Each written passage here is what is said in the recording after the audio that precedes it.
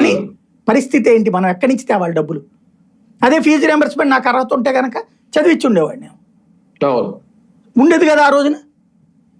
ఇవాళ రోజున fee reimbursement పరిస్థితి ఏంటి? సమస్య. నువ్వు పిల్లలకి స్కూల్ కట్టవు, నాడు నేడు కింద కట్టిన స్కూళ్ళని నాశనం చేస్తారు.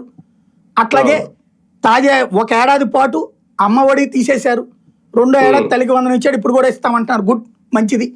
కనీసం ఆ స్కూల్ దశలో బాగుపడతారు. ఆ 12th స్టాండర్డ్ అంటున్నారు వీళ్ళు, అంటే ఇంటర్మీడియట్ వరకు ఇస్తారు. రాజశేఖర్ రెడ్డి హయాంలో పీజీలు పిహెచ్డీలకు కూడా అవకాశాలు వచ్చినాయి. ఎంత చదువుకుంటే అంత చదువుకోవాలని ఆసక్తే నీకు గవర్నమెంట్ నీకు ఇచ్చే పెట్టుబడి, ఓ బాధ్యతగా తీసుకుంది.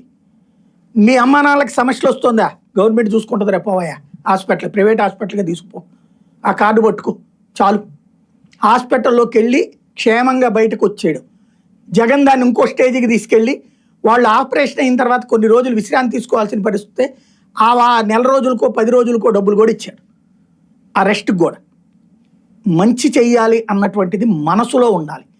మానవత్వం అనేటటువంటిది హృదయం లోపల నుంచి రావాలి. నోటి మాటలతో ఎదురోళ్ళని తిట్టడంతో, రెచ్చిపోయి అరిచేయడంతో రాదు. ఫీజు రియంబర్స్మెంట్ 2 సంవత్సరాల నుంచి రాలేదని ఎందుకు